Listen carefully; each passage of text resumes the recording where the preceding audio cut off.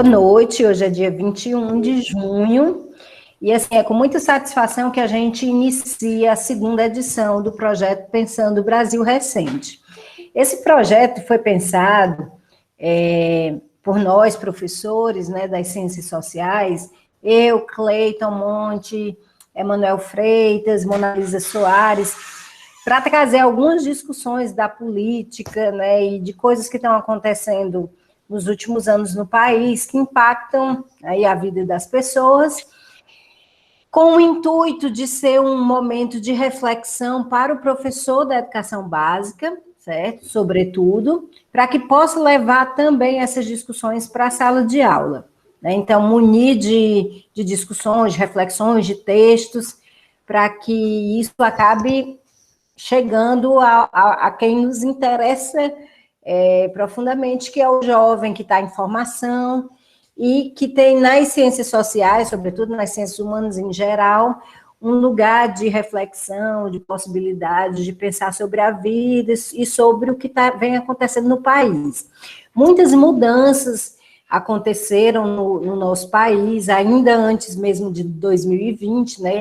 Em 2020 foi uma mudança de fato mundial, mas antes disso nós já tivemos uma série de mudanças aí que impactaram a nossa vida, que impactaram a economia, que impactaram a desigualdade, que é um dos temas que nós vamos discutir hoje, né? Que impactaram, enfim, o cotidiano mesmo, a vida prática das pessoas, né? Mas que também impactaram as instituições, a própria noção de democracia, né, a percepção que as pessoas têm a respeito do presente e, sobretudo, do futuro, né? Então, as coisas que vêm acontecendo nos últimos anos impactam, por exemplo, a forma como os jovens se pensam, né? Então, assim, hoje, parecido com décadas atrás, que havia um sonho muito grande dos jovens saírem do país para terem melhores oportunidades, isso é uma coisa que está voltando, como está voltando, né, pessoas que tinham saído da miséria absoluta, voltando também, né, um índice de desemprego também muito alto, mas também medo do que possa acontecer nas eleições, né, nas eleições futuras que nós teremos, enfim, todas essas mudanças, né, que vieram acontecendo nos últimos anos no país, tem impactos grandes nas nossas vidas. Então, por isso a gente decidiu pensar esse curso para refletir sobre o que é esse país também, que é tão complexo, parece ser tão ininteligível, né, muitas vezes, e que os cientistas sociais se debruçam sobre ele para refletir, para pensar, para tornar mais inteligível aí para as pessoas, né? E como grande parte de vocês professor, que vocês levem também essas discussões, obviamente, que adaptando, né, para o ensino médio, para a linguagem necessária para que o jovem possa compreender, enfim, que ele possa se inserir também nessas discussões. Então, ano passado, a gente teve vários encontros, 14 encontros, inclusive, eram quinzenais ano passado, esse ano vão ser mensais, certo, gente? Porque, inclusive, a gente entende que está todo mundo muito cansado do online, né? Então nós já estamos há mais de 15 meses aí na pandemia, né? Os professores da educação básica, sobretudo, foram muito penalizados com esse processo todo, né? Então ampliou muito o trabalho que já era grande. Então a gente entende que é melhor ter mais tempo, ser mais espaçado, para que as pessoas possam ler também os textos que a gente vai passar, refletir sobre as discussões que a gente está fazendo, enfim, certo? Então, a gente vai ter um encontro por mês, certo? E espero que seja de muita, né, valia para todos vocês aí, certo? A gente fica muito feliz de saber que tem muita gente aqui que era da turma passada, e significa que gostaram das discussões, né, porque decidiram voltar, né? Então, para a gente que pensou no projeto, é muito gratificante isso, e a gente espera trazer temáticas novas, porque o país não para de nos surpreender, né? Por sua vez, mudanças vêm acontecendo, então tem mudanças, tem surpresas positivas também acontecendo nesse processo, E, enfim, a gente tem muito, de fato, do que se discutir, certo? Hoje nós vamos discutir uma temática que, assim, é na ordem do dia, como eu comecei falando. Oi, Mona Lisa. Que é justamente, né, a questão da desigualdade, né? Como é que a gente pode, então, articular essa reflexão de democracia e desigualdade? É possível a gente pensar numa democracia num país, né, com tanta desigualdade, com tanto empobrecimento? Que impactos isso tem, né, para a vida, para o futuro, para o voto, né, para a democracia como prática, inclusive, certo? Então, é sobre isso que a gente vai refletir hoje. Então, para quem ainda é a primeira vez que está aqui, tem alguns alunos também, viu, das ciências sociais, que estão assistindo, a gente fica muito feliz. Tem pessoas de outros estados, professores de outros estados, a gente fica, de fato, muito feliz e pensa que isso aí, por exemplo, foi uma coisa boa que essa lógica remota possibilitou, né? Que pessoas de outros estados que não teriam possibilidade de presencialmente estar, possam, de fato, estar, certo? Então, para quem está chegando agora, para que vocês entendam um pouco a sistemática, em geral, uma pessoa apresenta o tema, ou um de nós, ou um convidado externo. Ano passado a gente teve vários convidados externos, esse ano teremos novamente, certo? E a pessoa apresenta, em geral ela tem 1 hora para apresentar, certo? Depois a gente abre para o debate, abre para as questões. No decorrer que a pessoa vai falando, vocês já podem também ir colocando algumas coisas no chat, a pessoa vai lá e responde, certo? Mas, em geral, tem uma apresentação, uma pré-eleção, e depois a gente abre, de fato, para o debate, certo? A gente fez o formulário de inscrição, né? A gente teve 78 inscritos, o que é muito legal, porque foi mais do que no ano passado. E aí, a gente pediu, né, 60% de vocês são professores e 39%, quase 40%, não são professores, e quem não é professor, sobretudo, é aluno, certo? Os professores são também, sobretudo, de instituições públicas, certo? Mas a gente tem também gente que trabalha em instituições privadas e provavelmente aqui pela conta, né, porque podia marcar mais de uma opção. Tem pessoas que trabalham na rede pública e na rede privada também. A área de atuação 75% é da sociologia, mas temos também 13,5% da geografia, 11,5% da história, 15,4% da filosofia, e temos também gente que trabalha em creche, na gestão escolar, ensino religioso, professor diretor de turma, professores de língua espanhola, de informática, de português. E a gente perguntou também qual era o interesse, né? Quais eram os motivos para se inscrever nesse projeto de extensão. Em primeiríssimo lugar, foi porque se interessa pela temática, e em segundo lugar, foi mais porque quer aprender mais sobre o assunto. Mas também vai ajudar no exercício da profissão, e também porque vai servir para o currículo, vai servir para a progressão, e uma pessoa colocou aqui que vai ser para o TCC dela, então que o TCC dela seja bem interessante a partir das temáticas que a gente vai aqui discutir. Na votação, a data, né, o dia melhor realmente foi a segunda à noite, que já era o dia que a gente tinha já ano passado, né? Então, todo mundo gosta muito da ideia de ser, de fato, segunda à noite. E as temáticas que mais vocês disseram que queriam que discutíssemos aqui foi a desigualdade social, em primeiro lugar, certo? Em segundo lugar, a democracia, ou seja, o projeto já começa com a temática prioritária aí para vocês. Depois, sobre participação política, que teremos essa discussão, sobre movimentos sociais, certo? Em quarto lugar. Depois, sobre direitos sociais, mas também sobre políticas afirmativas, sobre as redes sociais, né, que ano passado a gente já teve essa discussão, mas que, né, não custa nada a gente continuar fazendo, afinal de contas, é bem impactante aí na nossa vida, né, sobre regimes políticos, sobre violência, certo? Sobre partidos políticos, sobre eleições, sobre feminismo, sexualidade, gênero, religião. Então, assim, todos foram votados mais do que 50%, certo? Então, na medida do possível, a gente vai tentar fazer toda uma conexão para que todos esses temas realmente estejam contemplados, certo? Deixa eu ver se nós temos aqui alguma questão a mais. Sobre a faixa etária, a maior faixa etária aqui está concentrada entre 30 a 40 anos, um terço de vocês. E como eu disse, a gente tem Ceará, mas tem também Maranhão, Minas Gerais, Rio de Janeiro, Rio Grande do Norte, Santa Catarina, São Paulo, Bahia e Amapá. Em segundo lugar, na verdade, é Santa Catarina, certo? Temos 3 pessoas de Santa Catarina, né? Inclusive a Lígia, aqui, nossa colega, que está aqui nos prestigiando, que é muito legal, certo?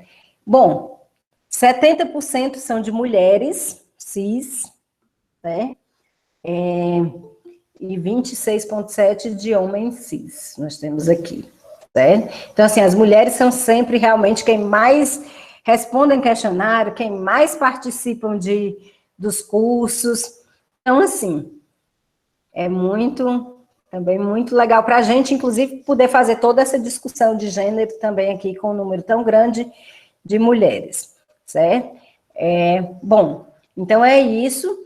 Espero que seja muito interessante para vocês, certo? A sistemática vai ser o seguinte: a cada encontro, né, antes do próximo encontro, a gente enviará os textos correspondentes, certo?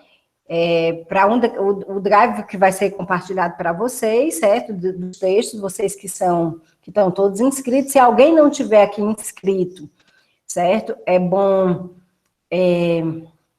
vocês se inscreverem ainda. Daqui para o final aqui do momento, a gente passa um formulário aqui, de novo, de inscrição, e vamos passar também um formulário de presença. A cada encontro, vocês preenchem esse formulário de frequência, certo? Porque é a partir daí que a gente dá a certificação. Lembrando que certificações, elas se dão a partir de 75% de presença, certo? Então, não se esqueçam de assinar a cada encontro que a gente tenha por aqui, tá bom?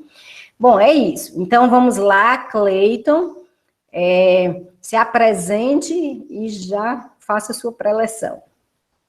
Ok, boa noite. Antes da minha apresentação, vocês estão conseguindo me ouvir? Okay. Eu quero dizer da minha alegria da continuidade desse projeto tão exitoso, né, assim, que rendeu frutos muito bons no ano passado, discussões assim fantásticas. Então, fiquei muito feliz quando a Dani falou que a gente ia ter uma nova temporada, digamos assim, do Pensando Brasil Recente, né? E fiquei também mais feliz ainda de saber que abriria os trabalhos, né, falando sobre desigualdade e democracia. Bem, meu nome é Cleiton Monte, para quem não me conhece. A minha formação é em Ciências Sociais, em Sociologia, na UFC. O doutorado foi em Sociologia na UFC. Sou pesquisador do LEPEN, está aqui a Mona Lisa, que também é a coordenadora do LEPEN, Laboratório de Estudos de Política, Eleições e Mídia. Sou articulista de política do jornal Povo e do Segunda Opinião, e sou assessor parlamentar. E de uns tempos para cá, eu fui, na verdade, instigado a pensar sobre as desigualdades sociais. Né? Eu tenho uma coluna no jornal Povo que eu passei a receber de alguns leitores a seguinte questão: por que você não fala sobre desigualdade? A desigualdade é um tema muito importante, a pobreza. Para falar a verdade, não era o meu tema de foco, de análise, de discussão. Eu estudo com mais atenção elites políticas locais, né? Então, não era o meu ponto de análise. E aí eu passei a ler sobre o tema, né? E recentemente eu ministrei um curso chamado O Brasil e as Desigualdades Sociais em Tempos de Pandemia, que aí também eu tive a oportunidade de fazer uma série de leituras e também mergulhar em uma série de dados que são muito importantes para a gente pensar desigualdade e democracia, e desigualdade principalmente em tempos de pandemia. E aqui, gente, depois dessa breve contextualização, eu preparei alguns pontos para a gente pensar, para instigar o debate sobre desigualdade e democracia. São pontos que mais me chamam a atenção na literatura, no debate atual. É importante deixar claro que agora com a pandemia, a discussão sobre desigualdade social, ela ganhou um impulso extraordinário no mundo todo, no mundo todo.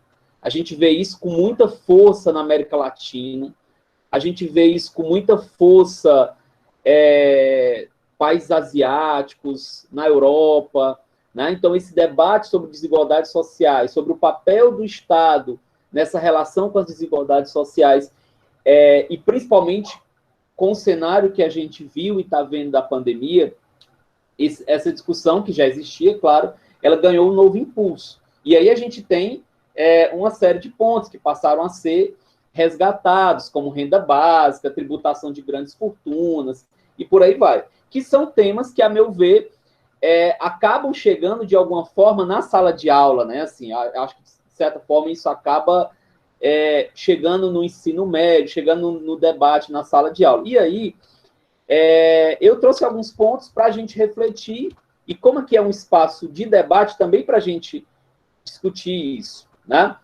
Primeiro, gente, como a gente está falando sobre dois importantes conceitos, democracia e desigualdade, é importante dimensionar o que é que eu entendo e o que é que eu utilizo por democracia, que tipo de ideia de democracia eu estou utilizando e que tipo de ideia de desigualdade social eu estou utilizando. As duas forças, elas são polissêmicas, né? Ou seja, você tem milhares de definições e estudos e análises sobre democracia, da mesma forma que tem sobre desigualdades sociais.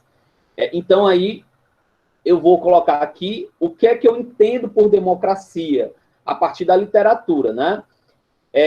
Democracia eu entendo como um processo histórico de conquistas civilizatórias que se opõem a modelos totalitários, garantindo espaços de debate, resolução de conflito, com voz para os mais diferentes grupos, respeito às oposições, pesos e contrapesos institucionais, transparência, e aí um ponto fundamental, possibilidade de transformação social. Friso essa última parte, porque essa é uma vertente dessa definição de democracia, né? Uma democracia que, como diz o Bobbio, deve ser vivenciada no cotidiano e progressivamente aperfeiçoada. E claro que, quando eu seleciono essa definição de democracia, eu já estou deixando de lado uma forma de pensar a democracia mais liberal, mais procedimental, mais eleitoral. Ou seja,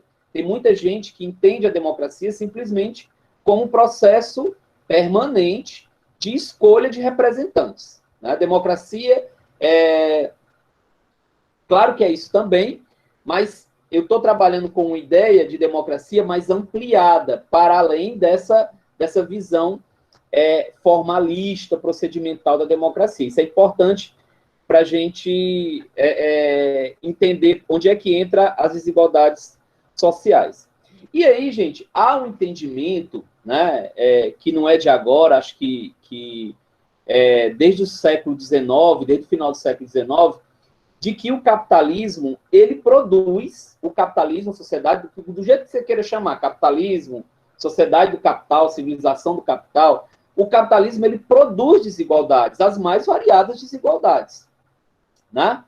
Só que o que acontece? Em várias sociedades, essas desigualdades, elas tomam formas estruturais, elas ganham uma dimensão extraordinária. É aí que a gente entra, Brasil, né? nós temos aqui no Brasil uma desigualdade estrutural, nós temos aí uma desigualdade de grandes proporções. E aí, essa relação entre democracia e desigualdade, ela é pensada desde Rousseau, né, que já alertava para os níveis alarmantes da desigualdade social. Tem uma ampla literatura que eu não vou me estender aqui para a gente trazer para o debate. Você tem o Alan Turing, você tem o Robert Putnam, o próprio Bobbio, mais recentemente o Piketty, né, que são nomes, são figuras que fazem essa interface, essa ligação entre democracia e desigualdade, né? Trazem esse debate, que não é um debate recente, né? A gente tem, por exemplo, a teoria da modernização do Samuel Huntington, ele já trazia essa discussão de que países mais desenvolvidos, países que tinham um nível elevado de desenvolvimento econômico, de capitalismo moderno, teriam uma maior possibilidade de democracia. Essa tese, ela foi e é bastante criticada porque o que a gente viu em muitas situações foi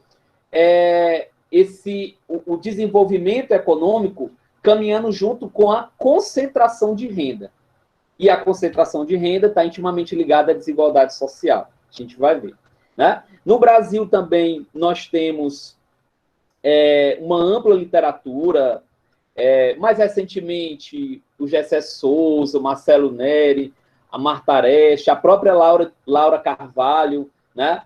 É um debate que está ali no encontro da ciência política, sociologia, economia, você está sempre esses nomes abordando essa discussão. A própria Laura Carvalho tem um livro que ela publicou recentemente, uma coleção sobre a pandemia, chamado Curto Circuito, né?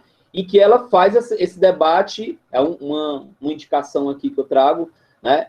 Em que ela faz esse debate entre o papel do Estado, as desigualdades, a democracia e como isso se agrava no processo de pandemia, né? Então, assim, muito interessante, uma leitura muito... A Laura Carvalho é uma economista, né? Mas meu nome é Cleiton. Curto Circuito. Curto Circuito. Eu acredito que eu tenho esse livro em PDF. Eu vou tentar buscar e eu posso disponibilizar para vocês. É um livro curtinho. Deixa eu ver se... É um livro curtinho que tem... Está aqui. Curto Circuito. O vírus e a volta do Estado. Né? E ela faz esse debate de uma forma bem contemporânea. Eu estou trazendo esses nomes para vocês entenderem que é uma discussão que está pegando, né? Assim, ela está sendo feita, ela é feita na academia, ela é feita na imprensa, né? A imprensa está começando a abrir espaços para essas discussões sobre desigualdade, é realizada nos mais diferentes fóruns, ok? Então, você tem uma série de contribuições nesse sentido. Mas aí, o que é que a gente pode entender por desigualdades sociais, né? Aí, são vários caminhos, né? O caminho que a gente utiliza, por exemplo, para quem trabalha com políticas públicas, é você utilizar dados, índices sociais. Dois deles, muito importantes, que vocês já devem ter ouvido falar, com certeza, é o IDH e o índice de Gini, né? O IDH, ele verifica renda, educação e longevidade, e o índice de Gini, ele mensura especificamente a distribuição de renda. É o índice social mais importante para verificar, por exemplo, concentração de renda. No índice de Gini, o Brasil vai muito mal. E piorou bastante de 2015 para cá, o último dado de 2019, 2015 até 2019, o Brasil piorou consideravelmente. Aliás, os índices sociais do Brasil, eles pioraram, né? Se a gente for pegar, por exemplo, dados acerca de insegurança alimentar, a gente tem números alarmantes. O IBGE informa que só em 2020 nós tivemos aproximadamente 20 milhões de brasileiros que viveram situações de insegurança alimentar, né? Numa linguagem bem passaram fome de alguma forma, né? Se não realizaram alguma refeição, consumiram um quantitativo de nutrientes bem abaixo do que é recomendado pela Organização Mundial de Saúde. Esse é o cenário, né? Então, nos últimos anos, a gente tem o agravamento das desigualdades sociais. Claro que essas desigualdades, elas ficaram mais expostas, não é que elas estivessem invisíveis, mas elas ficaram mais expostas agora com a pandemia, né? Por quê? Porque na pandemia, apesar do vírus ter chegado em todos os espaços, né? E ter ganhado praticamente todos os bairros das grandes cidades, ele impactou de forma diferente diferentes públicos. Então, a gente sabe, por exemplo, que... Vou pegar aqui dados de Fortaleza, que foram os dados que eu tive acesso. Os bairros em que você teve as maiores taxas de letalidade da Covid, a última atualização que eu vi foi até abril de 2021. Os bairros que você teve a maior letalidade, ou seja, número de mortos por 100 mil habitantes, eram os bairros que tinham as menores taxas de IDH. Eram os bairros que tinham as maiores taxas de violência, eram os bairros mais pobres. Então, Barra do Ceará, Bom Jardim, o Grande Bom Jardim, né? Grande Lisboa, Siqueira, Messejana, esses bairros, eles tiveram as maiores taxas de letalidade. E aí, se a gente for procurar, se a gente for buscar o perfil dessas pessoas, né? E aí o governo do estado, ele oferece um número muito grande de quantitativo de dados importantes para a gente pesquisar. Se a gente for buscar, a gente vai ver que existe um perfil da grande parte das pessoas que morreram de Covid no Ceará, pegando, por exemplo, o caso de Fortaleza. Então, você vai ver que tem uma população parda e negra, presença muito forte. Você vai ver que grande parte das pessoas que morreram eram trabalhadores da informalidade, né, profissionais autônomos, né? Então, aí você tem... e desses bairros do cinturão periférico de Fortaleza. Então, a partir daí, você vai percebendo esse processo de desigualdade, que ele se expressa a partir de dados oficiais, né, ele se tornou mais externo, mais explícito agora com a Covid-19, eu acho que isso aí expressou muito isso, né? Esses autores que eu destaquei agora anteriormente, eles chamam atenção para um padrão estrutural e histórico de desigualdade social no Brasil, né? Então, você tem todo um processo de construção das desigualdades sociais no Brasil, que envolvem omissão do Estado, que envolve também marginalização, processos de exclusão. E aí, claro, talvez o momento que a gente mais teve, o período no Brasil que a gente mais ensaiou um avanço na redução das desigualdades, né, foi o período de 95 a 2015.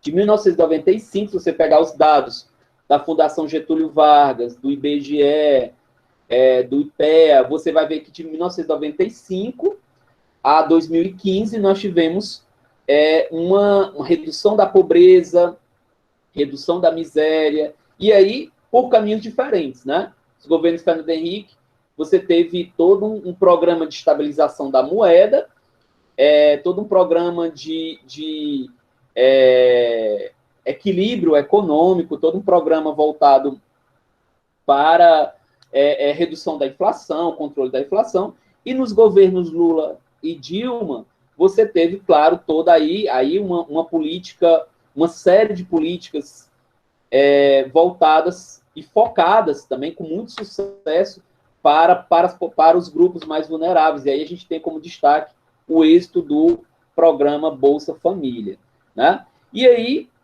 deixa eu pegar aqui.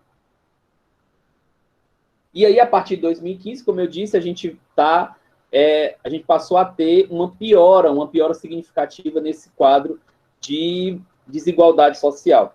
Segundo o Programa das Nações Unidas para o Desenvolvimento Humano, o PNUD, de dezembro de 2019, ou seja, são dados pré-pandemia, o Brasil, naquele momento, ele era o 7º país do mundo com maior desigualdade, antes da pandemia, né? A gente sabe que esse cenário ele se agravou com o processo de pandemia e de como o governo, de como o governo federal, governo Temer, governo Bolsonaro foram trabalhando com isso nos últimos anos. E aí, é interessante também, outro livro que eu acho faz esse debate muito legal, da Wendy Brown, chamada As Ruínas do Neoliberalismo, que ela faz uma relação bem interessante. Eu tenho também esse livro em PDF. Eu posso depois passar aqui para a turma, e que ela faz uma discussão interessante sobre a racionalidade neoliberal. Ou seja, essa razão neoliberal,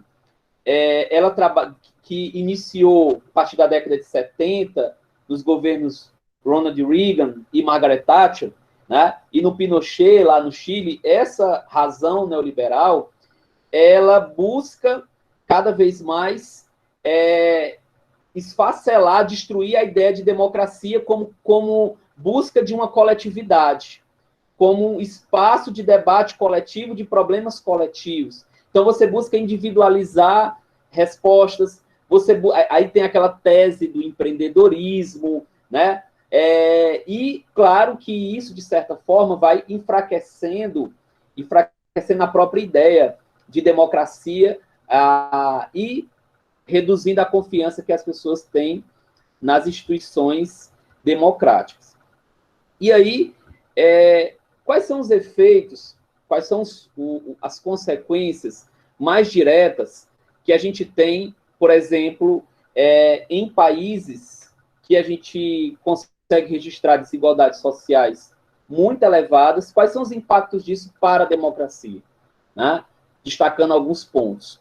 O primeiro deles é a dificuldade de estabelecer igualdade política e material. Né?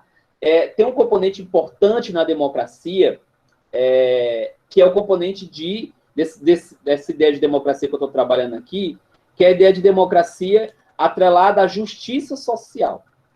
Tá? Esses autores que eu citei, eles destacam que a democracia, quando ela não está atrelada a alguma dimensão de justiça social, ela não faz sentido. Ela não faz sentido como pacto social. Por que ela não faz sentido? Porque ela passa, basicamente, a ser um conjunto de rituais e de procedimentos distantes das grandes discussões e, principalmente, dos grandes problemas sociais, da questão social, como diz a própria Wendy Brown. Né? Ela se distancia. Quando você tem esse distanciamento, quando a democracia se distancia, quando ela passa a funcionar somente pela lógica do mercado, e ela leva essa lógica do mercado para o Estado, né, você tem uma democracia sem efeito, fragilizada, sempre em risco e sempre distante da população. Então, ela dificulta a igualdade material. Não tem como você ter uma democracia forte com níveis gritantes de desigualdade social. Ela limita a participação nas instituições. A democracia ela necessita de participação. Participação em que sentido? As pessoas vão estar sempre participando da Assembleia? Não. É participação no sentido de acompanhar os negócios públicos, acompanhar o debate, acompanhar o que está acontecendo na esfera pública, acompanhar o legislativo, acompanhar o judiciário, acompanhar, cobrar, fiscalizar. A democracia pressupõe também essa democracia de alta intensidade, né, como o Boaventura utiliza esse termo, democracia de alta intensidade, ela pressupõe um cidadão que seja mais ativo. E é muito difícil o cidadão ativo, né, quando ele não tem assegurado as condições mínimas de sobrevivência. Quando você não tem assegurado as condições mínimas de sobrevivência, como é que você vai conseguir, das pessoas, como é que você vai conseguir, dos pais e mães dos alunos, por exemplo, que a gente está trabalhando aqui, a educação no ensino médio, como é que você vai conseguir que essas pessoas elas tenham algum tipo de engajamento, alguma busca por uma maior politização, cobrança das ações da prefeitura ou do governo do estado, acompanhamento das verbas para merenda escolar e por aí vai. Então, níveis elevados de desigualdade social acabam limitando a participação nas instituições. Restringe também a democracia a círculos elitistas. A democracia passa a ser um espaço voltado para determinados grupos que já desfrutam, de alguma forma, de algum espaço de poder. A democracia tem dificuldade, inclusive, para se renovar. Né? Quando você tem níveis gritantes de desigualdade, a democracia ela tem dificuldade para estabelecer a renovação tanto dos seus quadros quanto da sua pauta. Outro ponto também interessante é que índices elevados de desigualdade enfraquecem a confiança nas instituições. A democracia, ela necessita, né, da confiança, de certa forma. As pessoas elas estão dispostas a defender um ideal, o valor democrático. Essa defesa ela se dá a partir de uma confiança. Eu confio nas instituições. Né?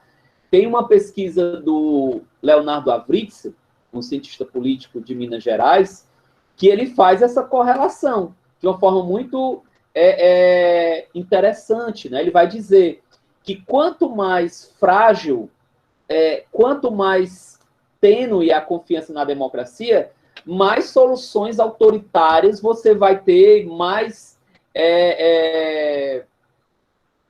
extremismos você vai ter, né? E aí, claro que nesse sentido, a democracia, essa democracia de alta intensidade, ela vai ter uma série de dificuldades, né? Então, a desigualdade, ela enfraquece a confiança nas instituições.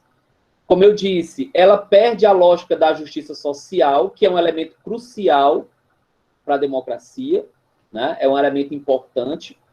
A partir do momento que a democracia ela abre mão do seu componente de justiça social, ela perde o seu próprio sentido de transformação. E aí eu quero citar um exemplo que eu sempre recordo, na época da votação da reforma da Previdência, no governo Temer, o secretário da Previdência, naquele momento já não era um ministério, era uma secretaria, ele foi ao programa Roda Viva, né? Ele foi vender a tese do governo sobre a reforma da Previdência. E naquele momento estava sendo debatido a ideia de uma idade mínima diferenciada para as mulheres. E uma jornalista da Folha de São Paulo, não recordo bem o nome da jornalista, ela fez a seguinte pergunta para o secretário do governo Temer, né? O senhor não acha justo que as mulheres tenham, devido às suas múltiplas atividades, devido ao cenário patriarcal que a gente tem no Brasil, as múltiplas tarefas que a mulher assume, o senhor não acha injusto que a gente tenha, que a reforma da Previdência tenha uma idade mínima, a mesma idade para os homens e as mulheres? E ele foi muito, muito direto na resposta dele. Ele disse que essa discussão sobre desigualdades e sobre injustiças não era o foco da reforma da Previdência. Né? Então, assim, afastava naquele momento, buscava se concentrar na discussão contábil, fiscal, né? A gente tá tratando aqui de um cálculo de superávit e de déficit, e estamos deixando de lado todo o debate histórico de conquistas, de desigualdades, né? o cenário da realidade brasileira, né? E aqui dali me chamou a atenção porque a gente começa a perceber, principalmente nos últimos anos, se a gente for pegar, por exemplo, desde o governo Michel Temer, né?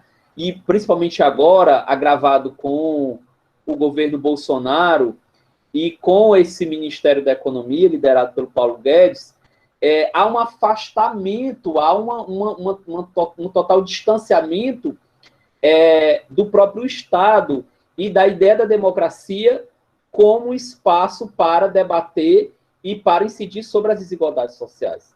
Parece que o Estado ele já não tem qualquer tipo de responsabilidade, ele não tem qualquer tipo de incidência sobre essa questão. E aí, a grande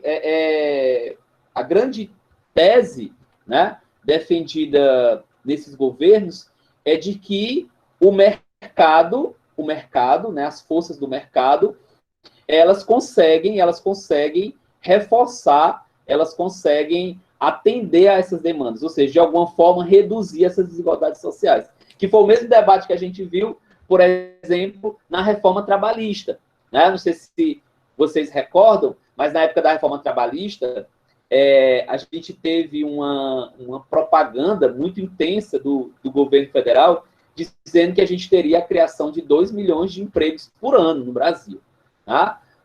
Como é que a gente teria isso? Deixando o empregador e o empregado livres para negociar. O Estado se afasta, a CLT desfaz esses nós, né? E você tem 2 entes ali que vão negociar as suas pautas diretamente. E o que a gente viu, o que a gente vê pós-reforma trabalhista é um verdadeiro desastre do ponto de vista socioeconômico. O que a gente vê? A gente vê precarização dos postos de trabalho, a gente vê essa jornada intermitente que reduz a renda do brasileiro, né? Principalmente do brasileiro que ganha menos, e por aí vai. Né? Então, eu estou colocando esses casos, esses exemplos recentes, para a gente perceber como o não debate, você não trazer as desigualdades sociais para o centro do debate político, ele é extremamente nocivo. Ele é nocivo até para a democracia. Porque quando você... são 2 realidades que se conectam profundamente, né? São 2 realidades que se conectam profundamente. Então, assim, o que acontece? A partir do momento que... E quando eu estou falando de discutir o tema, não estou falando só na seara eleitoral, não, né? Parece que quando a gente fala de discutir uma questão, fica restrito ao debate eleitoral. Eu estou falando mesmo no cotidiano, discutir situações e discutir realidades, pautas, no dia a dia das pessoas. Né? Por exemplo, a gente está enfrentando, vou pegar Fortaleza, um aumento do custo de vida extraordinário. Fortaleza é um caso interessante, porque a maioria da população ganha muito pouco, a renda de 2/3 da população de Fortaleza é de até 1,5 salário. 2/3 da população de Fortaleza, segundo o IPES, ganha até 1,5 salário.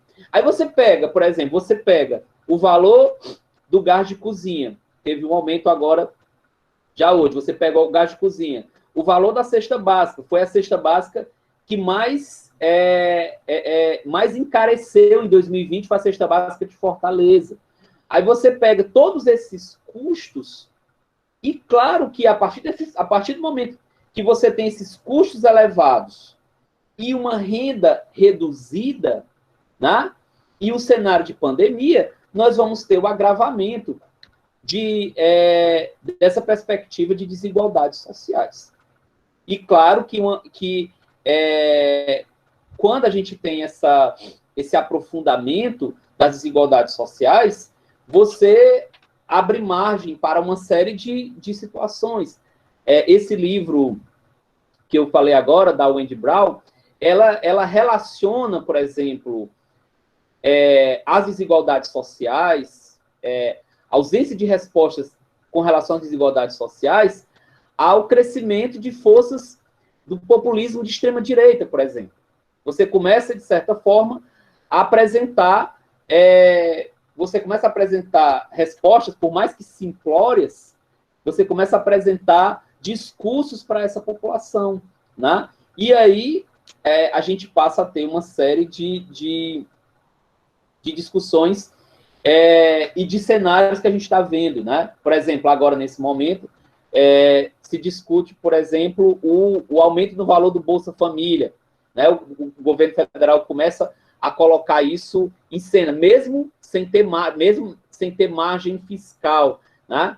Se aproximando da eleição, o presidente começa a ver o potencial que você tem de você aumentar, tanto estender o auxílio emergencial, como também ampliar os valores do Bolsa Família, porque já tem dados de um cenário de extrema pobreza muito grave. Esse crescimento que a gente teve, esse crescimento na economia, ele demora muito para chegar nos grupos mais vulneráveis, né? Ele é um crescimento que se faz principalmente devido ao setor, à agroexportação, devido ao câmbio, né?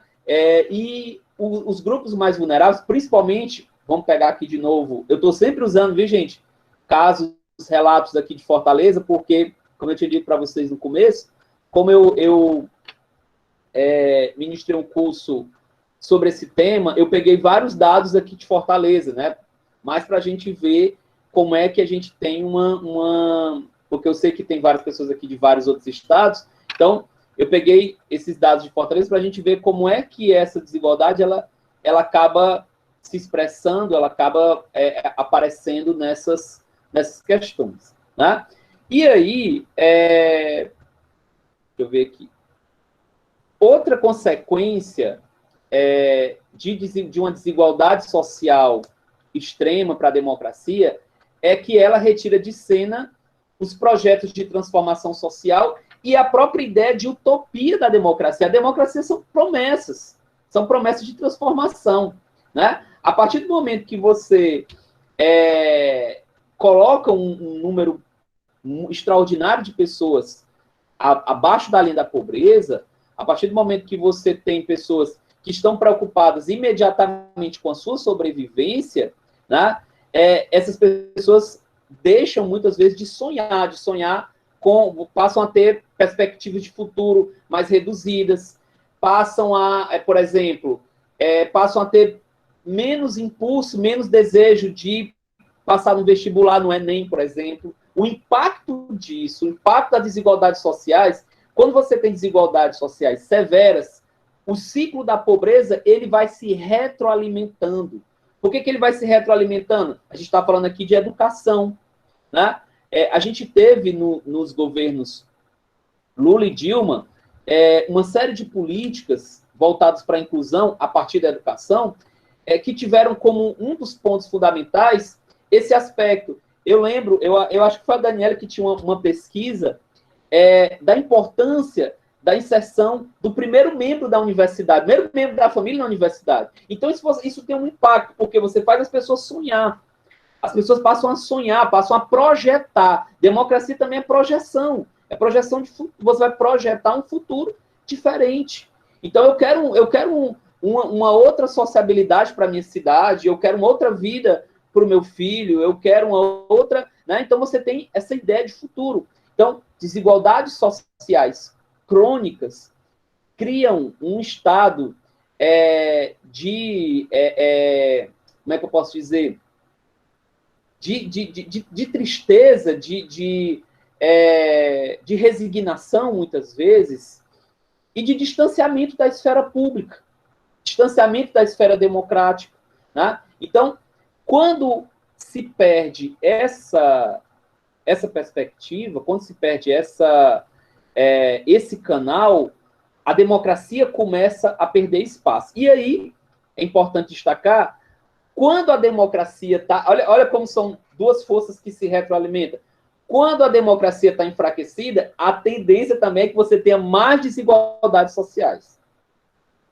Mais desigualdades sociais enfraquecem a democracia, E uma democracia enfraquecida fortalecem e aprofundam as desigualdades sociais. Né? Isso não apenas no Brasil. Por quê? Porque essas forças elas estão interligadas. São interligadas. As pessoas, esses grupos mais vulneráveis, essas classes C, D e E, né, como você queira intitular, definir, elas deixam de buscar oportunidades, deixam de pensar possibilidades, deixam de pensar na inclusão. E aquilo, claro, vai gerando famílias, vai reproduzindo a pobreza e a miséria na própria família. Aquilo dali vai ser, por exemplo, vamos pegar aqui o caso do Ceará. Ano passado, a gente teve um índice altíssimo de evasão escolar. Né? Eu estou lá na Comissão de Educação da Assembleia Legislativa, então a gente acaba recebendo alguns dados. Então, assim, um índice altíssimo. Por quê? O Ceará vinha reduzindo o índice paulatinamente da evasão escolar em 2020. Por quê? Muitos jovens, com a queda da renda da família, tiveram que trabalhar. E não apenas tiveram que trabalhar, se desestimularam com o cenário da pandemia, claro, que de certa forma, adoeceu todos nós, né? Assim, eu penso que criou uma esfera e uma atmosfera muito deletéria para a sociedade, mas pensando do ponto de vista do jovem, fez esse jovem se afastar da escola, se afastar dos seus sonhos, né? A gente teve um número altíssimo de jovens que não tentaram o Enem, tudo isso está interligado, né? Eu estou trazendo esses pontos para a gente debater, está interligado. Então, esse jovem viu a família perder renda, o pai ficar desempregado, a mãe que lavava roupa para uma casa, uma determinada família não ir mais, perder renda, né?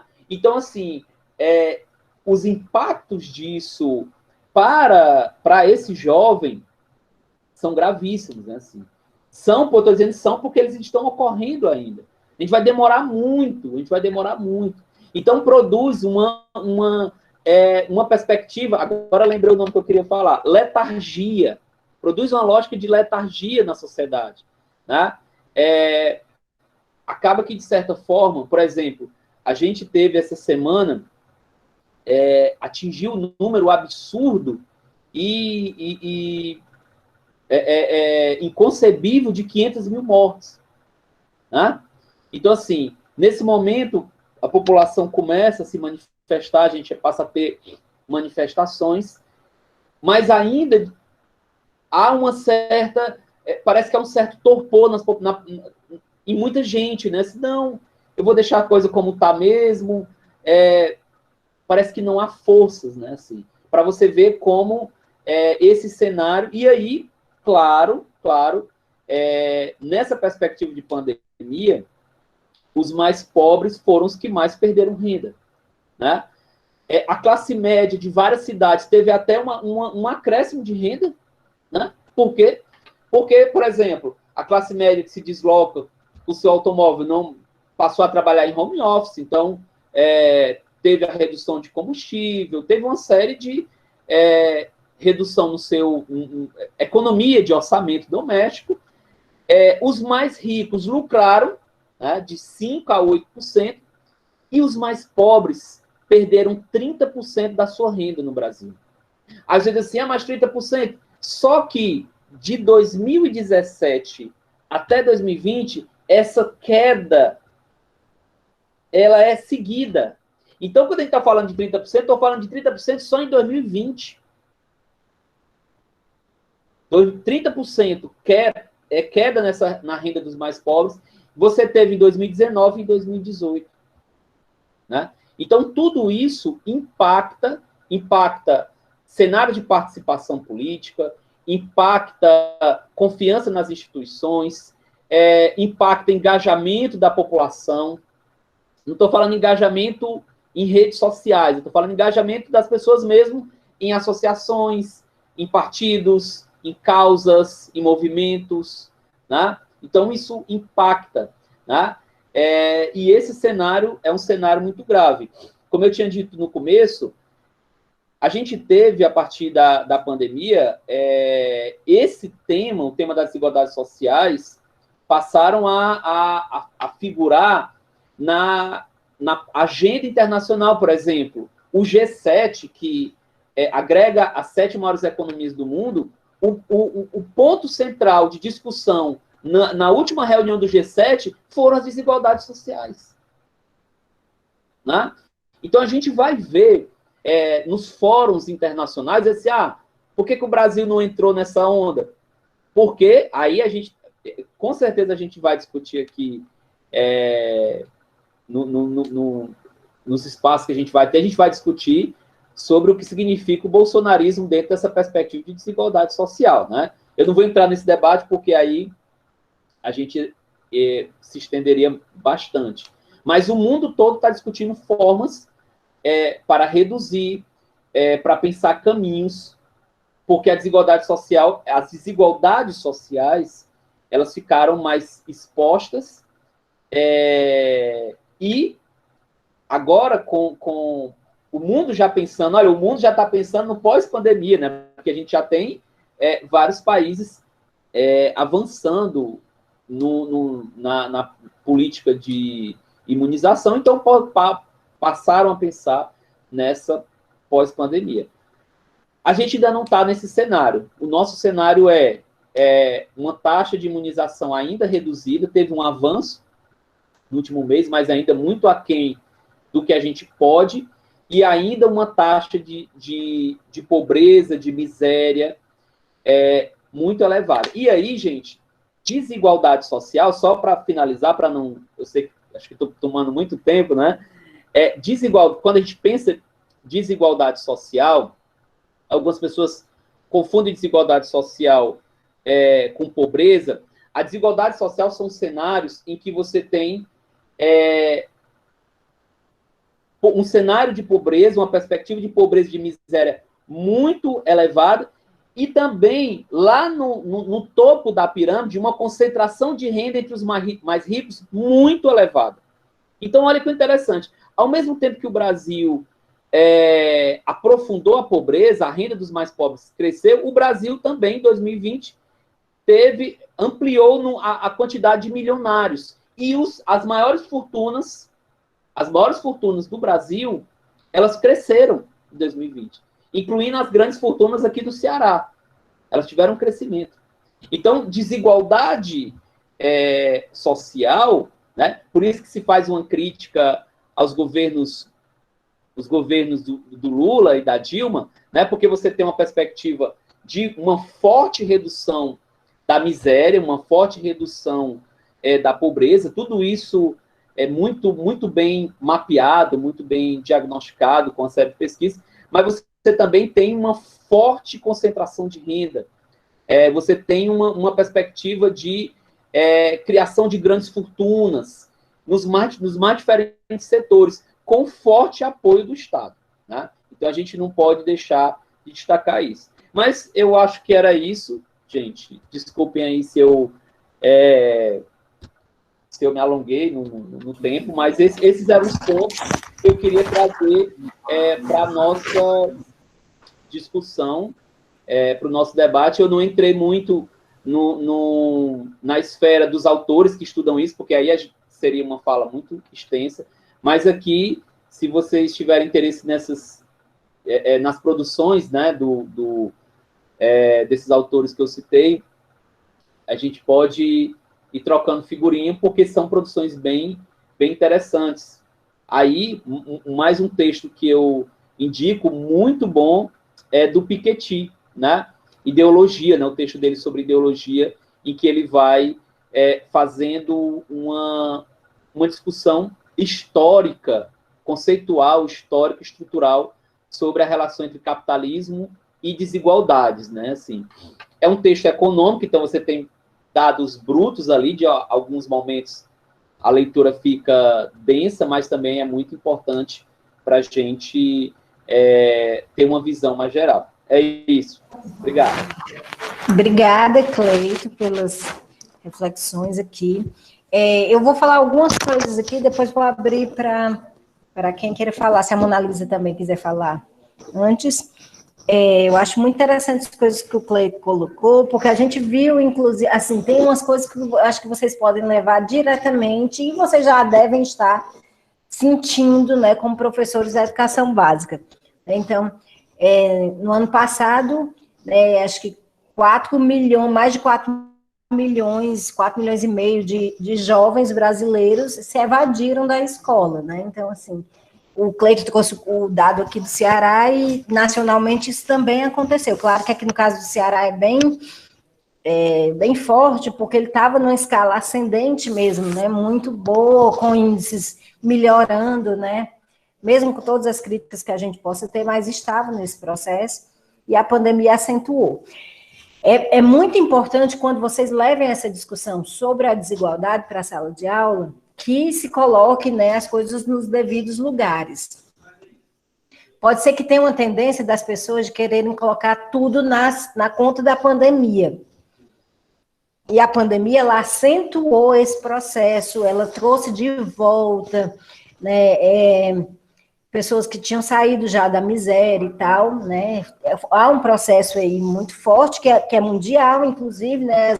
Muitas economias perderam aí com isso, com a pandemia, mas claro que no caso de um país como o Brasil, que tem essa desigualdade estrutural, né, e que havia um processo aí de uma crise política e uma crise econômica já de alguns anos, né, esse cenário todo tende a se agravar muito mais. O Cleiton deu, inclusive, o exemplo do Enem, que no ano passado, né, muita gente desistiu de tentar.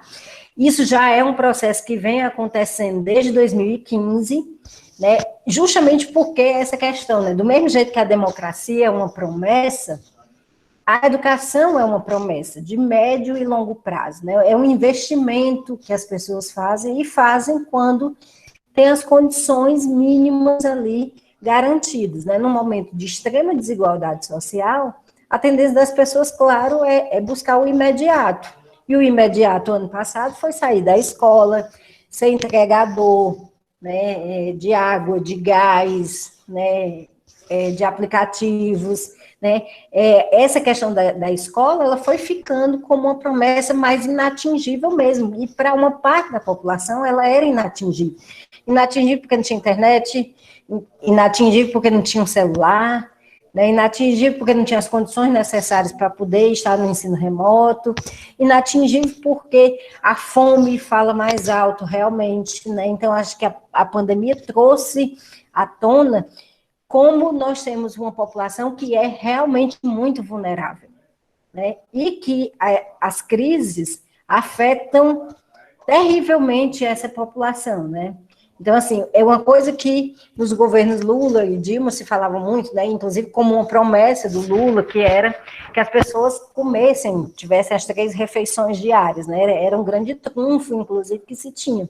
E hoje nós estamos vendo justamente essa questão da insegurança alimentar, da insuficiência alimentar, o fato das pessoas não estarem na escola, né, crianças e jovens, afetou sobretudo nessa questão da alimentação. As cestas básicas que os governos, né, quando deram, né, são completamente insuficientes realmente, né, e mostram, inclusive, como a questão da alimentação, ela é fundamental mesmo para as pessoas, não somente no Brasil. Por exemplo, eu vi reportagens da Inglaterra, os pais reclamando também da alimentação que o governo estava mandando. Então, assim, é um elemento que realmente faz a diferença, né? Mas num caso como o nosso, que tem uma questão de insegurança alimentar e esse fio aí muito tênue mesmo, né, de pessoas extremamente vulneráveis, e o Cleiton estava dando aí esses dados, né, e mostra como numa cidade como Fortaleza, que é uma capital, índices tão baixos de salários. Você imagina quando você pensa em outros estados, pensa no interior, né, então nas cidades de interior, então você vê que essa situação é ainda pior, né? Então, são questões que, de fato, a gente precisa pensar e precisa ponderar, fazendo uma boa discussão com os alunos, para mostrar que, inclusive, há uma desigualdade que é estrutural, que a pandemia, ela acentua. E tem um texto que eu acho também muito bom, que é o texto do Pedro Herculano, que é discípulo do Piketty, certo? Que é sociólogo e que ganhou até, né, a tese dele ganhou o prêmio CAPES, certo? O nome do livro é A Desigualdade Vista do Topo, a concentração de renda entre os ricos no Brasil. Ele faz uma análise histórica de 1926 até 2013. E ele vai mostrar justamente como essa questão da desigualdade, da concentração de riqueza, é uma questão muito profunda no país e que tem uma dificuldade realmente grande, mesmo no período, né, dos governos Lula, que ele analisa, né, dessa concentração aí se modificar realmente.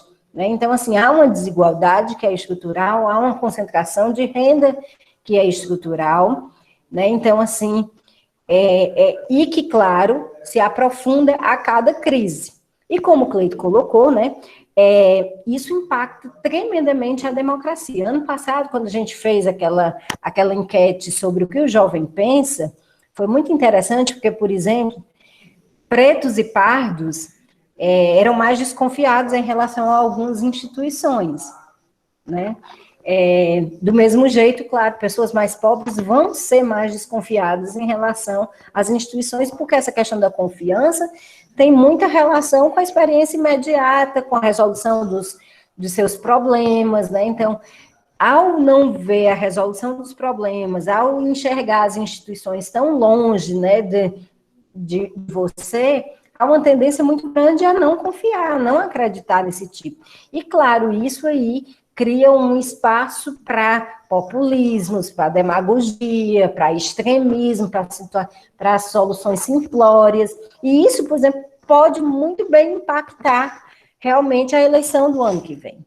Né? Então, assim, o presidente está jogando muito com essa discussão, né, da ampliação do valor do Bolsa Família, porque sabe que quem é que vai ficar agradecido com o fato de ter, num momento como esse, que é tão delicado, um aumento, certo? Num dinheiro que faz completamente falta para as pessoas.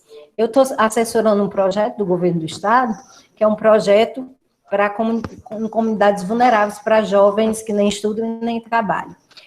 85% dos jovens usam a bolsa que eles ganham, gente, para comprar comida. Né?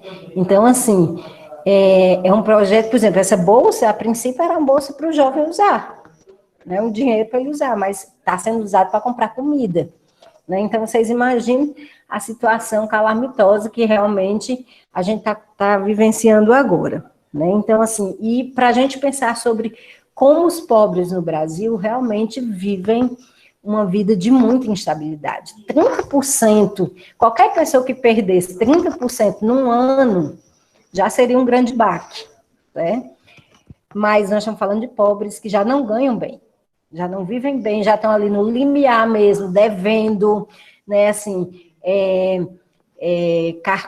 quem tem cartão estourado, pagando juros, né? Então, assim, um endividamento terrível, realmente, né? Sem condições de comprar, né, as coisas mínimas para casa, ao mesmo tempo que nós passamos por um processo de aumento aí de alimentação terrível, né? A gente fala do gás, mas carne, né, aumentou terrivelmente, óleo, arroz, né? Coisas que, enfim, fazem parte, de fato, do cardápio das pessoas, fazia parte, né? Porque agora não faz mais parte. Então, ou seja, a gente está retrocedendo para coisas que eram muito comuns, por exemplo, na década de 80, que era comer carne uma vez por semana, comer frango, né? Com uma coisa assim bem diferente, realmente não era algo que era cotidiano. Aquilo que a gente viu, inclusive em termos de consumo, na primeira década dos anos 2000, a gente não está vendo mais, né? Então, isso significa, de fato, que vamos ter uma população que está extremamente vulneráveis às promessas, e às promessas eleitoreiras aí, muito fortes, que virão fatalmente no ano que vem. Né? Então, isso é muito complicado. Por sua vez, eu acho que a pandemia trouxe uma questão fundamental, não somente para o Brasil, mas para o mundo, o papel do Estado. Em todos os lugares, que funcionaram ou que não funcionaram tem o dedo do Estado. Né? Então, assim, as melhores experiências não foi o mercado que produziu, porque o mercado não produz isso. Né? É o Estado que, no final das contas, dá o tom. Né? Então, as melhores experiências aí no combate à pandemia foram experiências onde o Estado, né, entrou e fez acontecer, e realmente, inclusive em alguns desses lugares, a economia já voltou a funcionar, o mercado já está aquecido novamente. Né? Por fim, essa questão da juventude. Ano passado a gente fez uma pesquisa, esse ano a gente vai fazer novamente uma outra pesquisa, porque esse momento da desigualdade, né, acentuado pela pandemia, mas não somente isso, toda a crise política que a gente está vivenciando também, isso afeta sobretudo a juventude, né? Então, toda a promessa, a esperança no futuro, as utopias, os planos, os projetos de vida, ficam extremamente afetados. E as pesquisas estão mostrando aí que os jovens estão muito mais tristes, né, do que eram anteriormente. Então, aquele crescente de fazer planos, de pensar em trabalhar, de pensar em estar na universidade, enfim, de construir coisas, fica extremamente impactado, de fato, por essa situação. Então, a gente vai tentar ver, inclusive, isso, como é que os jovens estão se sentindo, e inclusive se sentindo em relação ao futuro. Como é que eles veem, inclusive, a ideia do futuro. Por fim, a pandemia, ela trouxe essa discussão toda e trouxe à tona a discussão da renda mínima, que é muito interessante, né? Da renda básica da cidadania, né, inclusive, e a discussão da taxação das grandes fortunas, que em alguns lugares já está, de fato, acontecendo, sendo votado, sendo aprovados, mas que aqui no Brasil tem uma certa resistência, né? De fato, de fazer essa discussão, de levar adiante essa discussão. Bom, eu acho que era isso. Por fim mesmo, a gente ainda vai ter muito tempo aí para conseguir mensurar o impacto, certo? Que esse processo todo, incluindo a pandemia, vai trazer mesmo para o aumento da desigualdade num país que ainda não tinha resolvido essa questão nem de perto, né?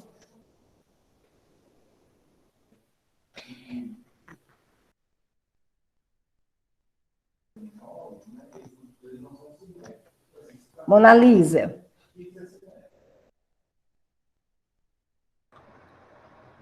Oi, gente, boa noite. Me ouvem bem? Boa noite a todas e todos. Quero pedir desculpas pelo meu atraso e pela minha queda rápida aqui, tive um problema no computador. Dizer também da minha alegria, assim, de estar participando de novo do projeto, né? Fiquei muito feliz quando a Dani reapresentou a proposta, e, assim, é uma proposta que realmente tem muita relevância, né? E quanto mais a dinâmica política brasileira se desdobra, mais a gente vê a relevância de ter esse espaço, né, e um projeto como esse acontecendo, né? Porque a gente pode fazer esse tipo de articulação tão importante que são essas trocas e esses diálogos entre a universidade e o ensino básico, né, de vocês conosco. Bom, eu gostaria só de fazer uma observação, acho que o Cleiton fez uma excelente exposição sobre essa dinâmica e a Dani já fez uma boa complementação, mas eu gostaria só de reforçar algumas questões que a Daniela também trouxe, que é no que se refere a essa discussão assim, mais até operacional do ponto de vista assim, como é que a gente pensa a relação democracia e desigualdade nos termos de uma democracia representativa como a que nós vivemos. Né? E no que ele se impacta, ele se implica na vida da população, considerando especialmente isso que a Dani colocou, assim, dos desgastes, do hiato, da desesperança das pessoas, né? Então, como é que a gente pode pensar essa relação? Na democracia representativa, né, qual é o espaço, por exemplo, que a população tem especialmente para apresentar seus desejos, seus anseios? É no processo eleitoral, onde elas escolhem projetos de sociedade, onde elas apresentam suas preferências, né? Essas preferências, elas podem dizer a tônica, por exemplo, sobre o que elas pensam da relação com as desigualdades, assim, como é que elas pensam que o governo deve gerir as desigualdades, se, né, com políticas que devem atenuar essas desigualdades ou não, e etc, etc, etc. As pesquisas de opinião pública também ajudam muito, né? A gente sempre vê, e os governos geralmente usam muito isso, né? Quando querem principalmente aprovar determinados projetos que têm mais polêmica. A gente viu isso ao longo do tempo. Quantos apoiavam a reforma da Previdência? Quantos eram contra? Reforma trabalhista? Quantos são a favor? Então, os governos sempre estão usando, tanto os períodos eleitorais quanto no jogo político regular, essas outras formas de aferir uma certa forma de como as pessoas estão pensando esses temas que remetem à dimensão das desigualdades, né? Ou seja, ou que seriam sinalizadores das políticas públicas. Essas preferências, elas podem sinalizar a forma como os governos formam as políticas públicas. O período eleitoral é um período especial para isso, porque ele é um momento fundamental, é lá onde a população deposita o seu voto, né, e dá, digamos assim, a sua escolha máxima, dizendo para um determinado projeto de eu quero que seja feito isso, né, sobre desigualdade, eu quero que seja feito isso.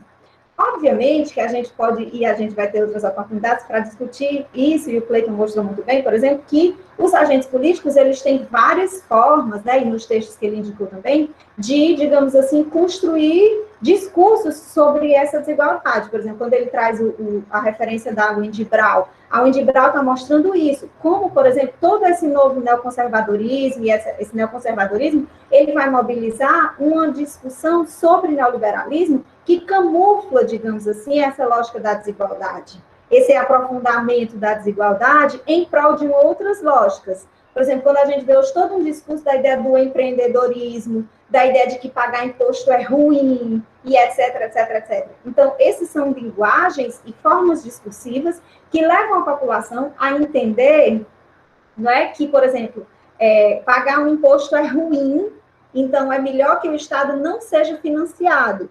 Sendo que se o Estado não for financiado, o Estado não teria recursos para bancar determinadas políticas sociais e determinadas políticas que são fundamentais para enfrentar desigualdades. Né? Então, estou dando só um exemplo aqui para a gente pensar nessa cadeia, como ela é complexa. Mas, se a gente fosse assim, mais de forma linear, seria isso. A população tem uma preferência, ela expressa essa preferência no período eleitoral, e a elite política, né, que é eleita, os representantes, usariam seus mandatos legislativo e executivo para produzir políticas que realizariam essas preferências.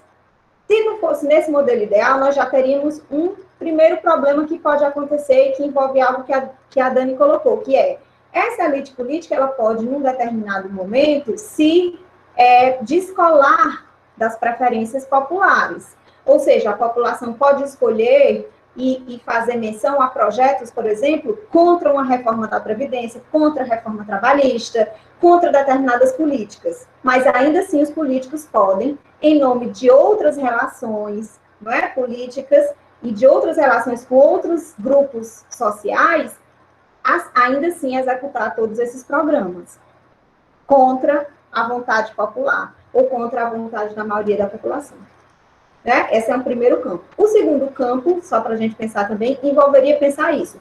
Como as elites políticas, elas constroem discursos que não atingem diretamente esse tema da desigualdade, ou atingem o tema da desigualdade de modo, digamos assim, transversando. Eles não enfrentam diretamente o tema da desigualdade, né? Eles camuflam o tema da desigualdade ou tratam, como o Cleiton falou, de forma assim simplória, né? Eles vão tratando como se fosse algo muito genérico, sem colocá-lo de forma direta. E aí a gente vai ter todos esses temas mais recentes que a gente viu florescerem. Uma ideia, assim, de um individualismo exacerbado, sempre um empreendedorismo, uma lógica de que o indivíduo pode, por si só, romper uma série de barreiras e de questões que resolveriam. Por que eu estou dizendo isso? Porque em toda essa transformação que a gente viu mais recente na política brasileira, e a gente viu muito esse discurso forte, né, que caminharia para um tal liberalismo econômico, inclusive, né, há toda uma ideia de que essa perspectiva se fortalecer no Brasil, mas todas as pesquisas que foram feitas, inclusive com grupos vinculados a essa ideia, a essa linhagem que seria dita econômica, todas essas pessoas, a maioria delas, queriam um Estado forte. Elas queriam um Estado de direitos sociais. Né? Então, isso coloca para a gente exatamente esse dilema dos discursos políticos, da forma como o tema ele é apresentado eleitoralmente, e mais do que nunca, justamente isso, a necessidade de que a gente enfrente esse tema do ponto de vista também, né, o Cleiton mencionou muito que esse é um grande tema dos economistas, mas também da ciência política. Qual é o papel da política no tema da desigualdade? O que as elites políticas podem fazer sobre isso? Porque não se enfrenta a desigualdade sem as políticas públicas, não se enfrenta a desigualdade sem o trabalho dos políticos. Então, as pessoas precisam saber disso. E precisam saber qual é o papel delas para que os políticos façam o papel deles. Então, era um pouco isso que eu queria colocar. Eu vou citar só um exemplo rapidinho do que a Mona Lisa acabou de falar. O discurso sobre o rombo fiscal, que existe no Brasil desde 2015. É muito interessante. Quando a gente pega esse discurso, que é muito utilizado pelos mais diferentes governantes, dos mais diferentes partidos, se usa esse discurso para reduzir recursos, para achatar salários, para informar sobre cortes. Mas quando você pega o orçamento, se você vai ter aquela curiosidade, assim, olha, a gente teve uma redução agora para 2020 brutal do Ministério da Educação. Nós tivemos uma redução fortíssima, por exemplo, de repasses para o SUS. A Política Nacional de Assistência Social também teve uma redução. Isso no orçamento do governo federal, estou falando do governo federal.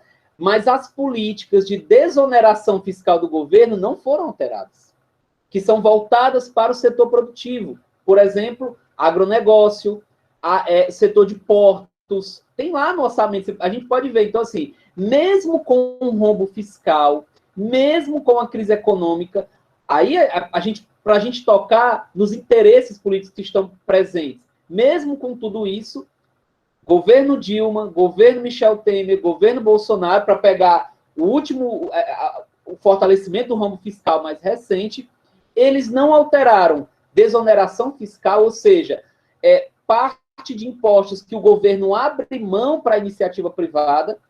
Né? Só para a gente ter uma ideia, o que o governo investe para o Bolsa Família não é nem metade não é nem 50% de uma linha de crédito que o governo federal tem para a compra de tratores, por exemplo.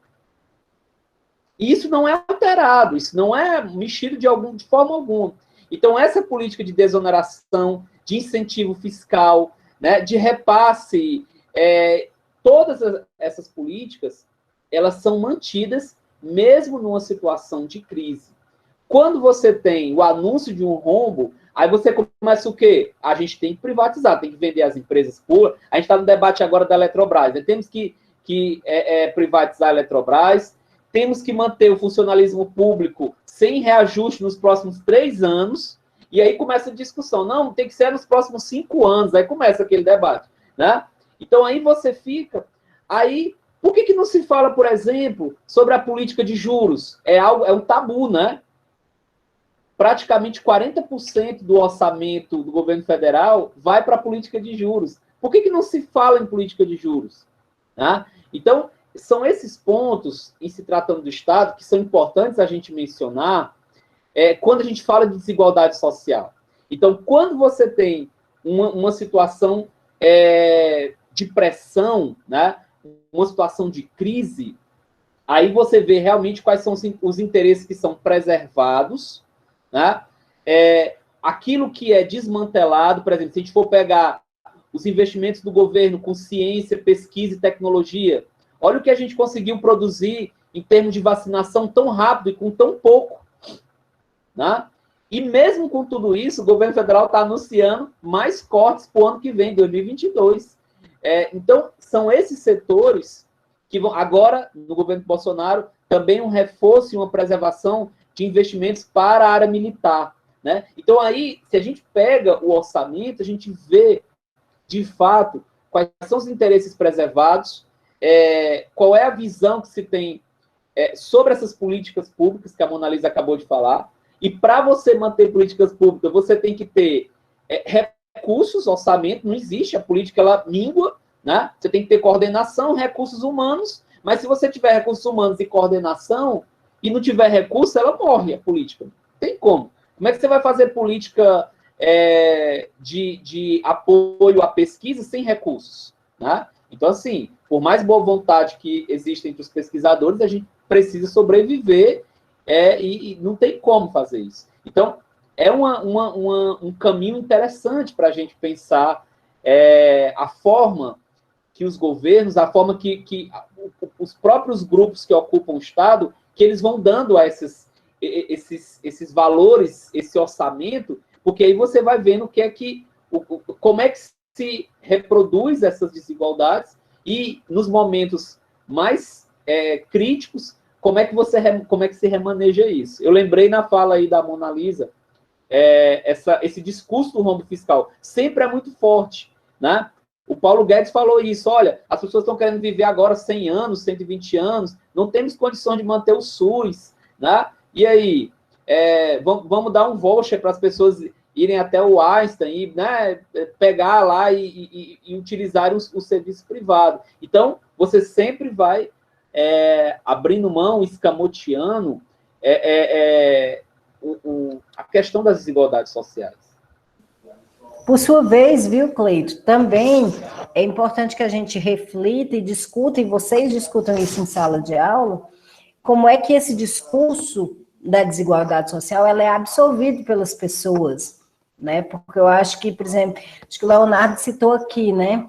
Que tem muito Uber e entregador do iFood que se autodenomina empreendedor, né? Então, assim, nós estamos vivendo esse momento também em que, por sua vez, todo esse discurso político aí, né, de não temos nada a ver com isso, então a culpa é das pessoas que estão querendo viver mais, né? A culpa é da classe média que come muito mais do que os europeus, a culpa é do produto industrializado que podia ter validade maior e não tem, por isso que os povos passam fome, ou seja, sempre escamoteando e não assumindo as responsabilidades. Por sua vez, do ponto de vista da sociedade, vai se incorporando também um discurso de naturalização da desigualdade e também de responsabilização individual pela desigualdade, né? Então, esse discurso do empreendedorismo, esse discurso da meritocracia, do sucesso, esse discurso que os coaches, né, adoram fazer, né, e está muito em voga mesmo, né, e isso é incorporado pelas pessoas de diferentes classes sociais, de diferentes escolaridades, inclusive, né, então, assim, como os alunos de vocês incorporam também, né, então é importante fazer essa discussão, né, para mostrar justamente a raiz das desigualdades, mostrar aí a permanência da desigualdade no país, as responsabilidades, né, de quem tem responsabilidade pela desigualdade social, qual é o papel, inclusive, e principalmente fazer uma boa discussão sobre o mercado. Nas pesquisas sobre confiança, gente, é muito impressionante como ao longo dos anos os partidos, o Congresso Nacional, as instituições públicas, todas estão caindo em descrédito pela população. Mas o mercado, as grandes empresas permanecem com uma alta confiança, certo? Então, assim, há do ponto de vista das pessoas uma crença maior, muitas vezes, no mercado do que em muitas instituições, certo? Então, é como se o mercado também não tivesse nada a ver. Então, esse discurso, certo, de que, né, é o mercado quem produz a riqueza, né, então, assim, esse discurso que vai se naturalizando aí e vai tirando as responsabilizações de quem tem, certo, é muito importante a gente colocar em xeque, certo, para que os alunos captem isso, porque, assim, no final das contas, e é uma tática do neoliberalismo também, é essa responsabilização individual pelo fracasso, certo? Então, quando tem um sucesso, o sucesso é do empreendedor, é de quem lutou e tal, e o fracasso, certo? É do indivíduo que não foi forte o suficiente, que não lutou o suficiente, não acordou tão cedo, certo? Enfim, né?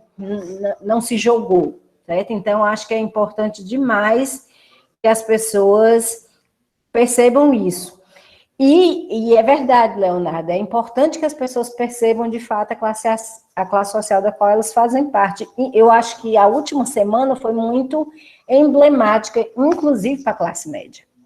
Porque aquele discurso do Paulo Guedes, ele afetou profundamente os pobres, mas afetou e deu uma porrada na classe média. E talvez seja uma coisa que a classe média precise parar para pensar, porque, assim, na estrutura, a classe média brasileira está muito mais próximo do pobre do que do rico. Né? Então, assim, embora ela não se perceba dessa forma, em termos práticos, é isso. O que teve de classe média, por exemplo, tendo que tirar os filhos da escola privada nos últimos anos, por conta da crise, a classe média, principalmente essa, né, de profissional liberal, de pequenos comerciantes, foi tremendamente afetada também pela pandemia, então teve perdas também de renda muito fortes, né? Então, assim, ela não é rica, ela pode querer pensar que é, certo? Mas ela não é, certo? Então, esse discurso do Paulo Guedes deixou isso muito evidente, certo?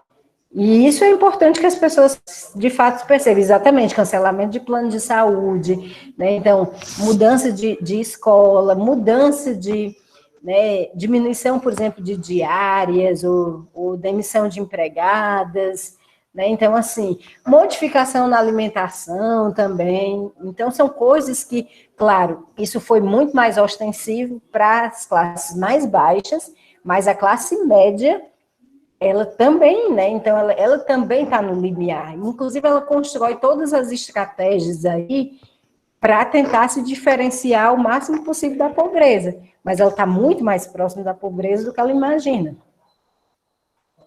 Bom, aqui a Anúzia tinha perguntado o que é que explica esse aumento aí né, das grandes fortunas. Que, inclusive, Anúzia, não é uma questão só brasileira. Na verdade, os bilionários do mundo, né, então, assim, né, o cara da Amazon, o Zuckerberg, o Elon Musk, toda essa galera teve né, assim, um aumento na renda no último ano tremendamente, né? E aqui no Brasil estava com congestionamento de pedidos de iates, gente, só para vocês terem ideia. Imagina a loucura que é. Então, Cleiton, quer falar sobre isso? Não, é uma coisa interessante. Além de tudo isso que você mencionou, tem a estrutura tributária brasileira que é extremamente perversa para os mais pobres e extremamente agradável para os mais ricos. Por exemplo, o Brasil, os mais ricos não pagam impostos sobre dividendos, a taxação de lucros no Brasil ela é ridícula, é irrisória, remessa para o exterior também, os valores de impostos são reduzidos, nós temos um alto nível de sonegação de impostos no Brasil. Então, você junta tudo isso, por exemplo,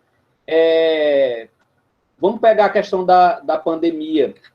No período da pandemia, você teve, ao mesmo tempo que a questão do auxílio emergencial, né, que socorreu milhões de pessoas, você teve uma série de linhas de crédito financiadas pelo Banco Central praticamente a fundos perdidos, com a taxação reduzida, ou quase nada, né? Então, assim, você acaba tendo um arranjo, proporcionalmente, os mais ricos pagam menos impostos, têm mais facilidade, em muitas situações acabam sonegando. Então, assim, você acaba tendo um terreno muito favorável. Se a gente for pegar só imposto de renda, você vai ver o tamanho da porrada, né? Assim, por exemplo, a tabela do imposto de renda, ela esmaga a classe média, esmaga, por exemplo, quem tem uma renda razoável e tem que pagar um valor absurdo retido na fonte. Né? Você fica assim, poxa, peraí ainda. Né? Você vai pagar lá, você vê lá o seu contra-cheque, você vê aquele imposto de renda retido na fonte todos os meses. E você ainda tem que ter aqueles repasses, aquela declaração, enfim. Então, a estrutura tributária brasileira, é tão interessante que, nesse momento, está sendo discutida a reforma tributária, mas também não se toca nas desigualdades sociais. Não se fala, por exemplo, eu vi uma entrevista do presidente da Câmara dos Deputados, em que em nenhum momento ele faz essa discussão de taxação de grandes fortunas, de dividendos, taxação de acionistas. Não tem essa... Basicamente, a reforma tributária que a gente vai ter no Brasil é de simplificação de impostos. Simplificação de impostos. Isso vai facilitar para o Estado em termos de arrecadação, mas vai ficar arrecadando da mesma forma, com as mesmas pessoas. Né? Então, uma das explicações para esse crescimento no número das percentual de fortunas no Brasil é o terreno extremamente favorável. Quando eu digo favorável, gente, é comparado, por exemplo, com a França. Né? Na França, você tem uma taxação de quase 40% dos dividendos das ações. No Brasil, é em torno de 3%. Né? Só para a gente ter uma ideia, 3% o empresário brasileiro paga, né? O empresário francês paga 40%. Então, assim, você tem a Argentina também, muito mais elevado que o Brasil. Então, aí, você cria um cenário muito satisfatório, muito aberto para o crescimento dessas fortunas, para a concentração de renda, em poucas palavras, né? Lígia.